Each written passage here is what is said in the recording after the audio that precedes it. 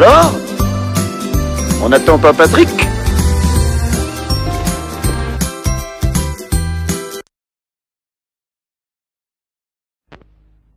Les techniques de franchissement ont une place toute particulière dans l'entraînement commando, car si les cours d'eau sont considérés à juste titre comme des obstacles importants, même pour des unités dotées de moyens modernes amphibies ou poseurs de ponts, ils le sont bien davantage pour des unités qui en sont dépourvues. Mais il n'est pas possible de renoncer à un franchissement faute de matériel à haut rendement. C'est pourquoi l'entraînement aux techniques commando comporte la pratique de la navigation. En ce domaine, l'instruction est très progressive. Il est en effet nécessaire de donner le sens de l'eau aux stagiaires qui, pour beaucoup, malheureusement ne savent pas nager. Il est indispensable de montrer comment les corps arrivent à flotter sur l'eau en utilisant des flotteurs pneumatiques de jour comme de nuit.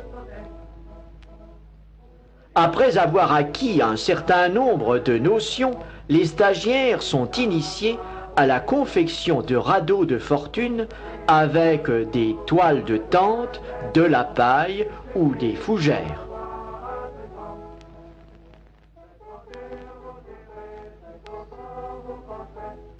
Ou à l'aide de bidons.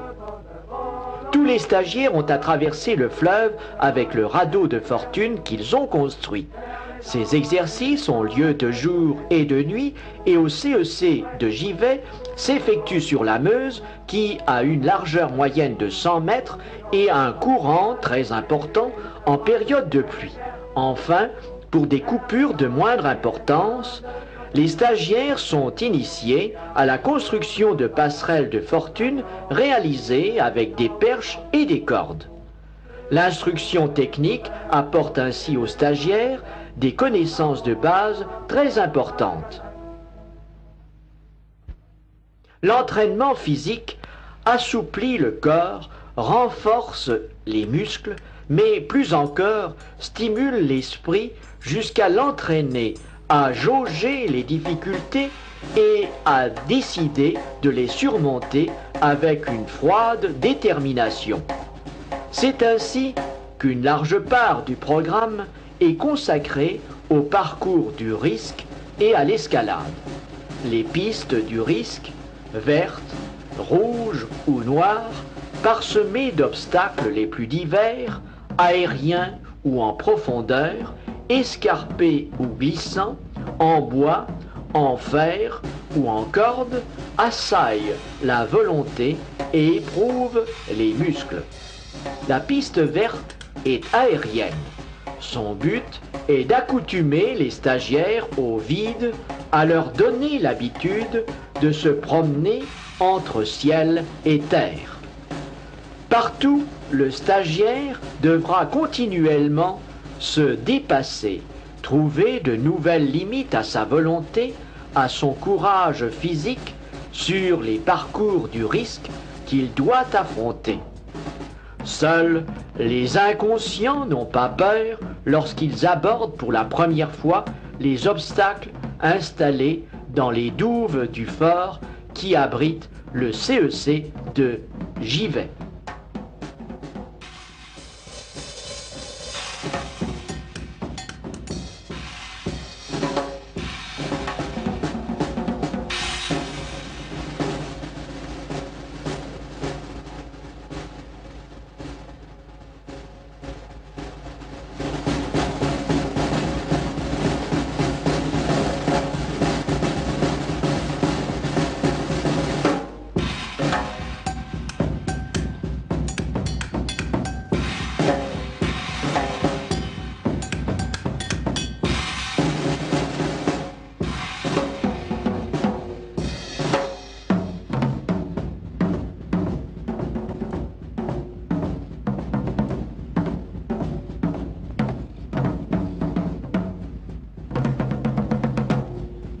Bien qu'il soit sans aucun danger, le stop-chute est le seul obstacle de cette piste verte qui soit susceptible d'effrayer certains.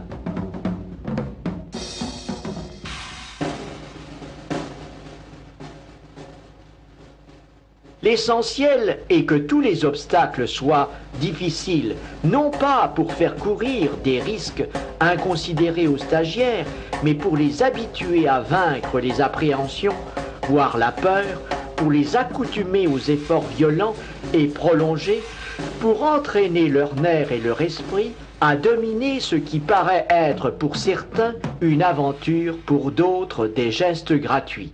Il n'y a pas de gestes gratuits dans l'entraînement commando. Il y a des difficultés qui parsèment le programme. Elles sont là pour être vaincues par la volonté d'abord et par le corps ensuite. Le cœur bat certainement un peu plus vite qu'à l'accoutumée lorsqu'il faut se pencher sur la tyrolienne oblique.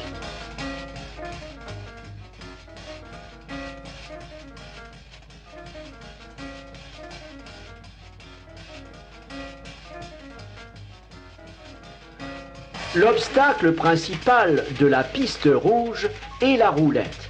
Bien qu'existant dans la plupart des garnisons, elle est un petit peu plus haute et un peu plus longue. Demandant certes de la volonté, cet obstacle pour être franchi ne fait pas appel à des performances physiques particulières.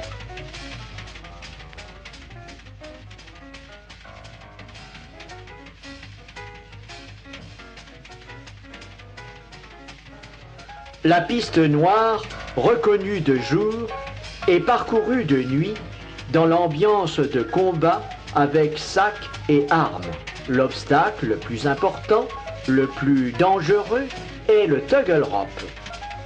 Un stagiaire bien trempé, déterminé à vaincre tous les obstacles, doit être en mesure de surmonter cet exercice très impressionnant. Le tuggle rope consiste à se laisser glisser le long d'un câble à l'aide d'un anneau de corde que l'on tient à deux mains.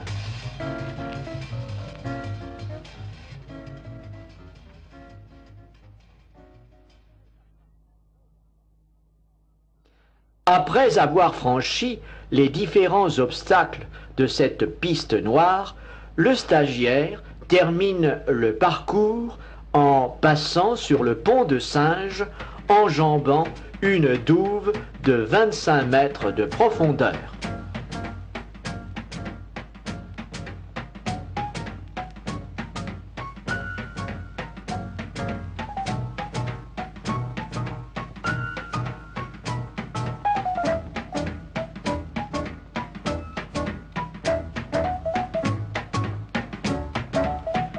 D'autres difficultés sont à vaincre en escalade.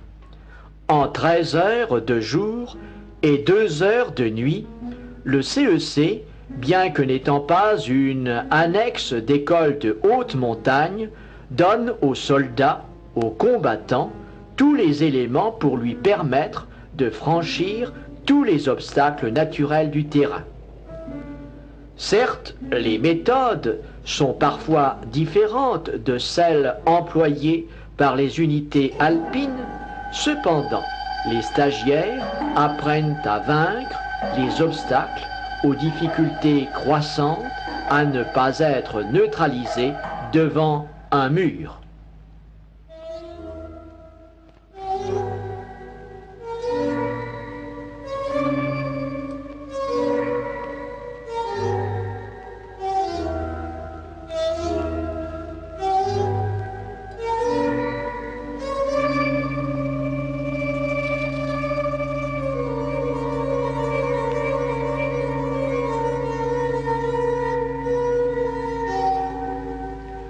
Toutes ces épreuves paraissent insurmontables.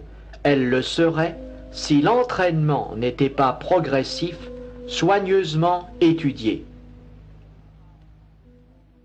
Mais le stagiaire devra apprendre à toujours tenter un peu plus, à croire davantage en lui.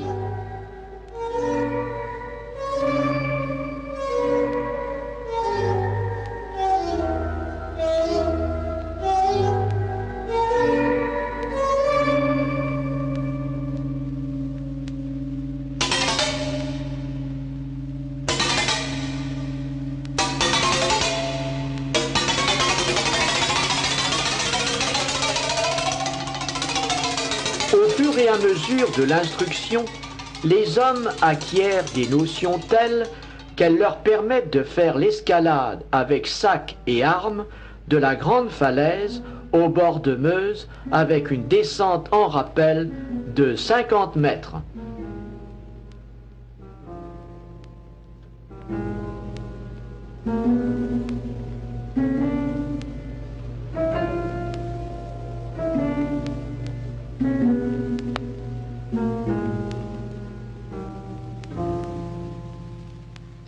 En fin de stage, l'entraînement est tel qu'il permet aux stagiaires, avec suffisamment de courage et de volonté, d'effectuer un parcours d'escalade varié avec sac et armes. En fin de compte, le jeune homme doit être en mesure de se battre et de vaincre un ennemi éventuel. S'entraîner à vaincre un ennemi, voilà l'objet du dernier groupe d'activités qui, en fait, s'intègre parfaitement au programme par une imbrication intime avec les autres formes de l'entraînement. L'entraînement aux exercices de combat, au CEC de Givet, est dépouillé de toute considération d'ordre tactique. Il se limite à des exercices de mécanisme de combat où chaque équipe de quelques hommes doit remplir une mission dans le cadre de la section. Les exercices de combat dans les localités particulièrement difficiles à faire exécuter à nos jeunes appelés trouvent leur place au village de Charlemont, reconstruit sur ses ruines de 1914 par les cadres du CEC de Givet. Ainsi, dans un vrai village, les stagiaires étudient les techniques individuelles de base, puis les mécanismes de la progression particulièrement délicate dans une localité. Enfin, chaque section exécute une manœuvre type au rythme du combat.